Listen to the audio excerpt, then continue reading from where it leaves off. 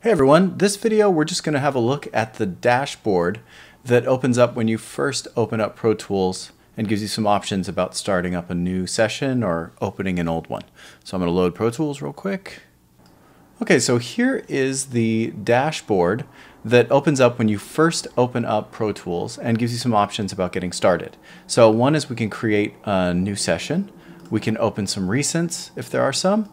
And we can also open up any cloud-based projects that we have, which you need to be signed in for. I just logged in here. There'll be a sign-in thing if your name is not there. So, choices. So one is local storage. That means a session folder that will be stored on your computer. And local storage is the most common way that you'll be dealing with creating Pro Tools sessions. You can also give it a name. Your second option is collaboration and cloud backup, which is called a project file. And typically there's so little storage that comes free with your Avid Master account that you're not going to bother with this. But if you do have some sort of collaboration set up and you do have enough storage, you can do projects. But typically in our course, we're going to stick with regular sessions that are stored on your computer's hard drive. You can also create from templates, but typically when you first get started, it's best to skip the templates and just open an empty session if you're going to create a new session. Once you understand how signal flow and all those things work, then you can start creating from template because you'll have some idea of what's going on inside the template when it opens up. Okay, a couple more options. So the next is file type. And the file types are two choices, WAV or AIFF, which is Apple's proprietary file format for audio. So both of these are lossless. They're not compressed, they're uncompressed audio, but WAV works everywhere and AIFF does not. So typically we choose WAV.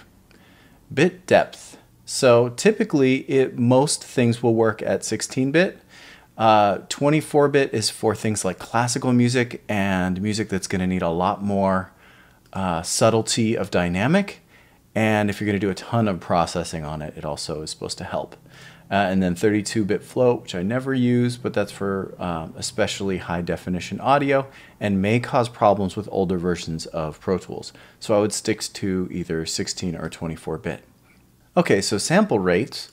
Your Pro Tools will accept up to 192 kilohertz, but your interface, your hardware will limit that number. So that may not show up on your own system because depending on your hardware, it's only going to go as high as the sample rate that your hardware will accept, right? Or your computer interface or whatever it is. So your ADDA converter is really what limits this, right? Your audio to digital and digital to analog, right? Analog to digital and digital to analog. I/O settings. Last use will be whatever you last used for your most recent session. So if you're home and you have your setup all good to go and you always use the same thing, you can use last used. But if you're on anybody else's system or you're at all worried, just use stereo mix instead. That will set the defaults for whatever audio interface is currently selected.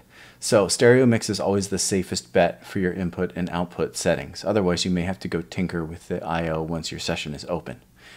Next setting, interleaved or not interleaved. What this has to do with is stereo tracks and how Pro Tools stores those files.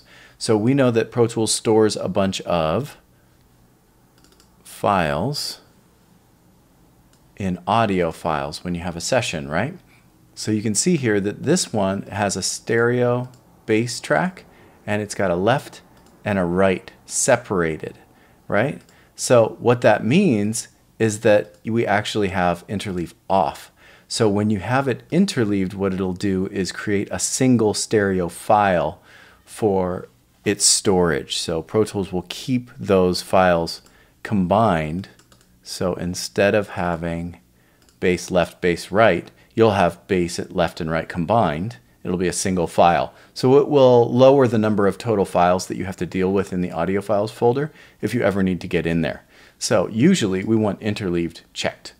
You do not want separate left and right channels in different files. It's much easier to deal with them if they're just together if you have stereo tracks. So typically interleaved checked, yes. Okay, prompt for location. So this is about where we're going to store our file if we're not doing a project and a cloud-based session, right? So prompt for location, if I hit create now, it will give me a dialog box that will ask me where I want to put it. Put my new session folder. And if that's unchecked, I can either choose where it's going. Pro Tools. Here we go. Here's my dashboard back again. Okay, so prompt for location will ask me where I want to put all my session files and folders. And then if I click the second option, location, I can choose a location, which is currently my desktop, which is what I'm going to leave it to. So then when I hit create, I have all my session folders and things all set up, and I'll get empty mix and edit windows, which we'll deal with in the next video. Okay, finally, there are some file size considerations to take into account when you choose your sample and bitrate, and here is a quick table of those.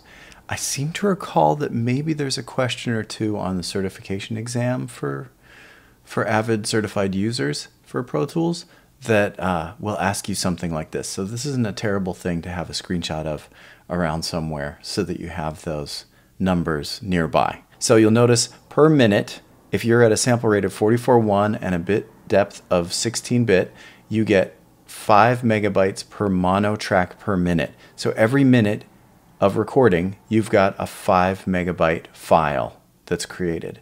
And if it's stereo, which is really the same thing as 2 mono tracks, it just doubles, right? Because there's 2 channels of audio being recorded at once.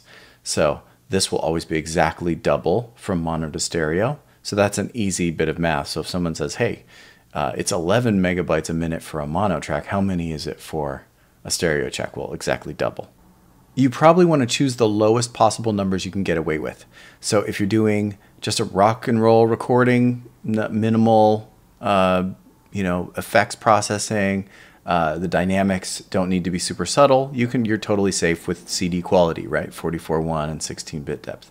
So sometimes if you choose a higher sample rate, that can help with degradation of the audio quality over time with lots of processing and lots of other copying of files back and forth and all these things. Eventually there's a little bit of degradation of the file. So if you have 88.2, then you're safer. So just in general, use the lowest possible for your session and you're pretty safe with, say, 44.116 or 44.1 24-bit.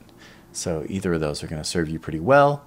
Once in a while, you'll want to up it for a bit higher quality recording, but you're not going to hear much.